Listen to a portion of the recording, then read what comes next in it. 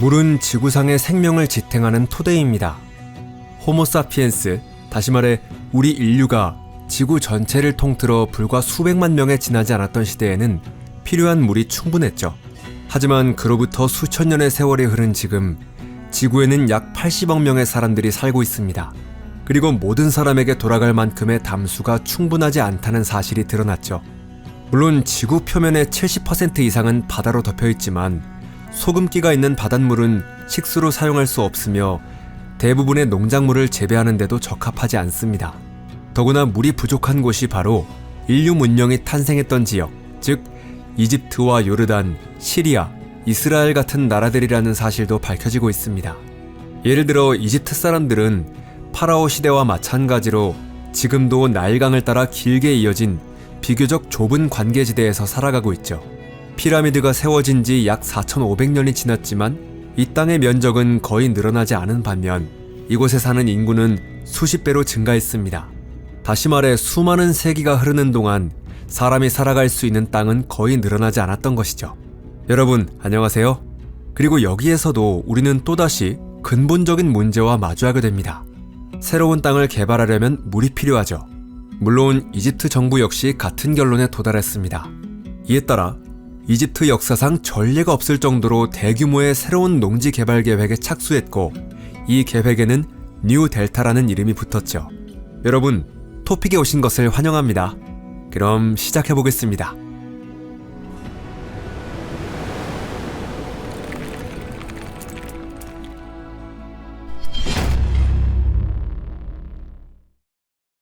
왜 사막에 강이 필요한가?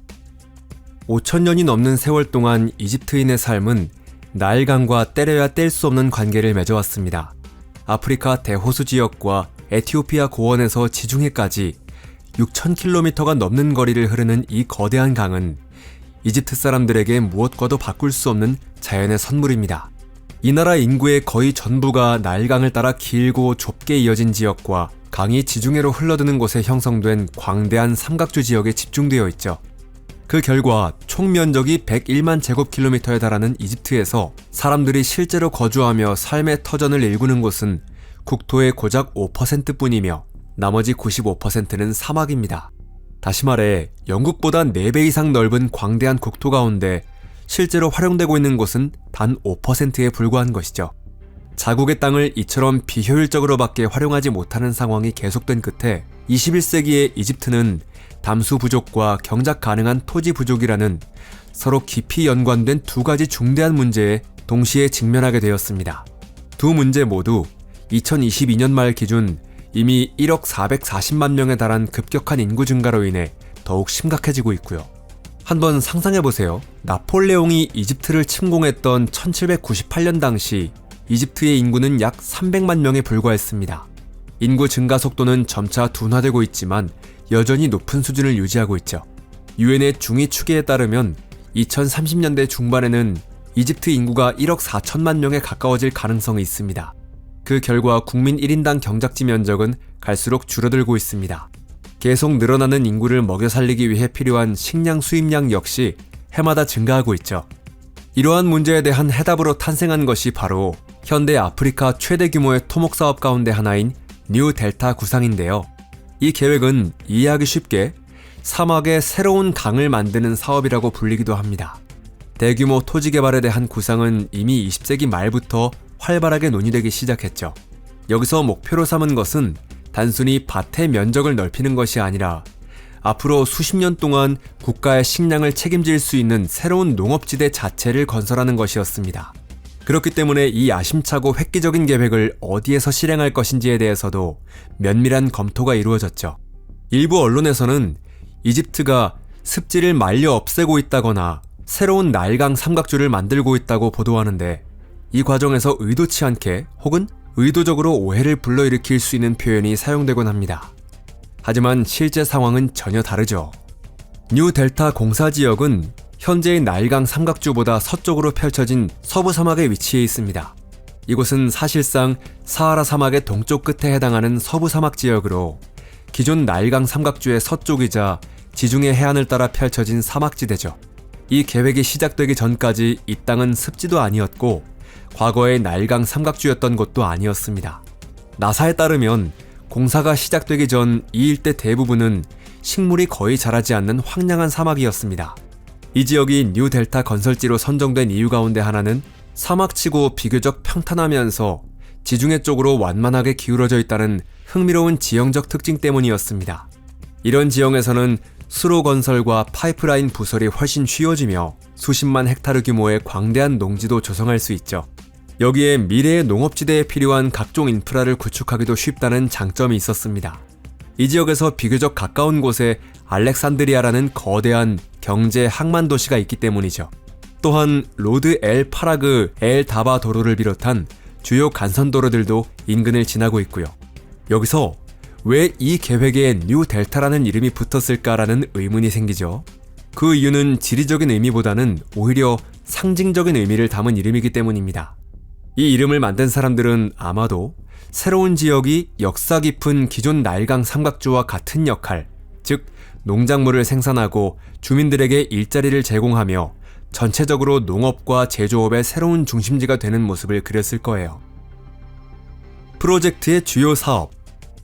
이 계획의 구상 자체는 이미 거의 사반세기의 역사를 가지고 있지만 실제로 움직이기 시작한 것은 비교적 최근인 2017년, 즉 지금으로부터 10년도 채 되지 않은 때였습니다. 이 해에 이집트의 압델 파타 엘 시시 대통령은 정부에 이집트의 미래 계획을 실행에 옮기도록 지시했습니다. 그리고 얼마 뒤인 2021년, 이 사업은 훨씬 더 거대한 뉴 델타 계획의 핵심으로 발전했죠. 현재 시점에서는 전체 계획의 약 90%가 완성되었다고 할 수 있습니다.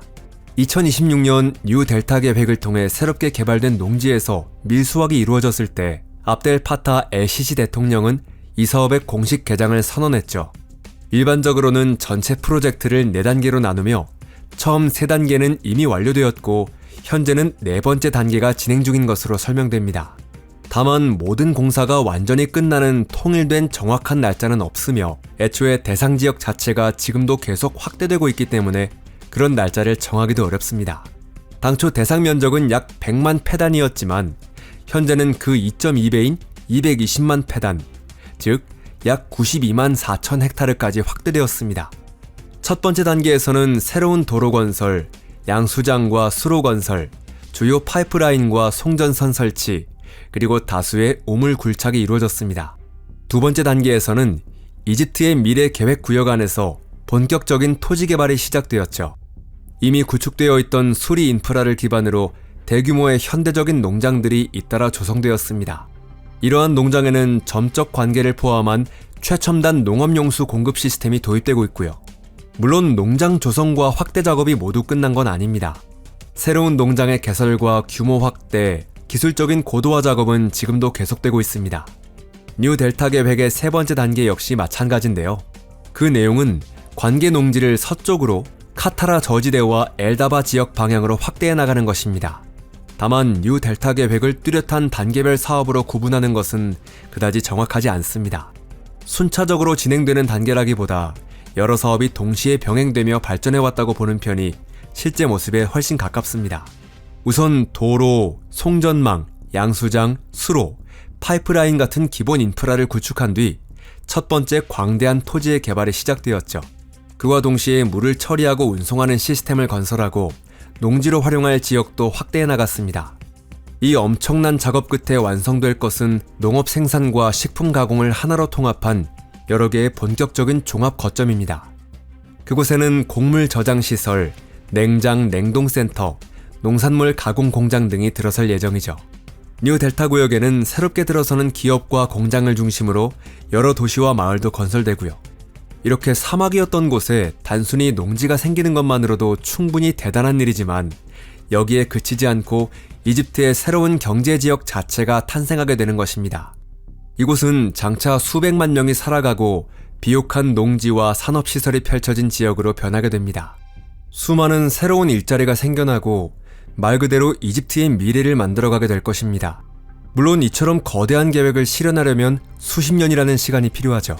당장의 구체적인 계획은 2030년대까지를 내다보고 세워져 있습니다. 2030년까지는 계획된 토지의 대부분을 농지로 활용할 수 있도록 하기 위한 주요 공사가 완료될 전망입니다.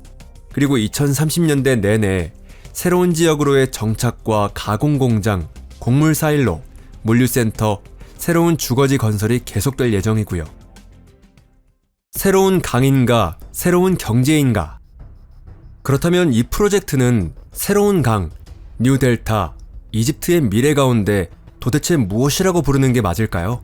이 표현들을 문자 그대로의 의미가 아니라 계획을 상징하는 비유로 받아들인다면 어느 이름도 모두 맞다고 할 수 있죠. 고대 이집트가 인간이 자연으로부터 부여받은 강을 통해 탄생하고 발전했다면 현대의 이 계획은 인간 스스로의 손으로 인공의 강을 만들어내려고 하는 것입니다. 물론 그것은 단순히 하나의 거대한 강을 뜻하는 게 아니라 인프라를 통해 하나의 완전한 시스템으로 통합된 거대한 수리시설 네트워크를 의미합니다. 뉴델타라는 이름 아래에는 여러 개의 대규모 인프라 사업이 하나로 묶여있죠.